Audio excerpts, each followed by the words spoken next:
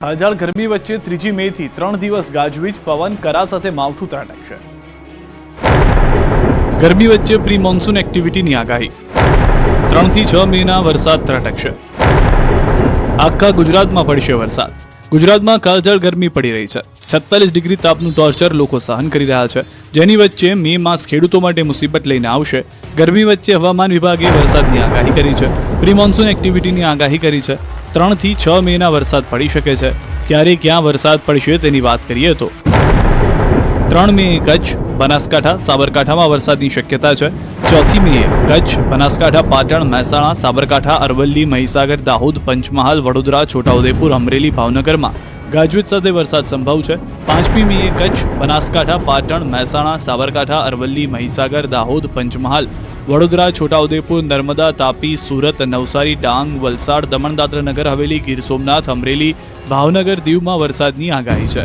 6ઠી મે બનાસકાંઠા, સાબરકાંઠા, અરવલ્લી, મહીસાગર, દાહોદ, પંચમહાલ, વડોદરા, છોટાઉદેપુર, ભરૂચ, નર્મદા, સુરત, તાપી, નવસારી, ડાંગ, વલસાડ, દમણ, દાદરા, નગર હવેલી, પોરબંદર, રાજકોટ, જૂનાગઢ, અમરેલી, ભાવનગર, ગીર સોમનાથ, દીવમાં ગાજવીજ સાથે વરસાદની સંભાવના છે। 3 मई से लेकर 6 मई इसमें लाइट टू मॉडरेट रेन और लाइट थंडरस्टॉर्म 30 से 40 किलोमीटर प्रति घंटा पवन के साथ बारिश होने का संभावना है। જૂનાગઢથી સમાચાર। માણાવદરના મીતડી ગામમાં ભીષણ આગ। કપાસના જથ્થામાં લાગી છે વિકરાળ આગ। 57 ટ્રક કપાસના માલનો કરાયો હતો સંગ્રહ। આગની ઘટનામાં મોટા પાયે નુકસાની થયાનો પ્રાથમિક અંદાજ। માણાવદર ફાયર વિભાગ દ્વારા આગ પર કાબુ મેળવાયો છે, પરંતુ જે તે આપ દ્રશ્યો જોઈ રહ્યા છો, કપાસનો જથ્થો બળીને ખાખ થઈ ગયો છે। અંદાજિત 57 ટ્રક ભરેલો માલ હતો કે જે ભસ્મ થઈ ગયો હોવાની જાણકારી છે। સુરતમાં રફતારના રાક્ષસના આતંકથી એક કર્મીનું મોત।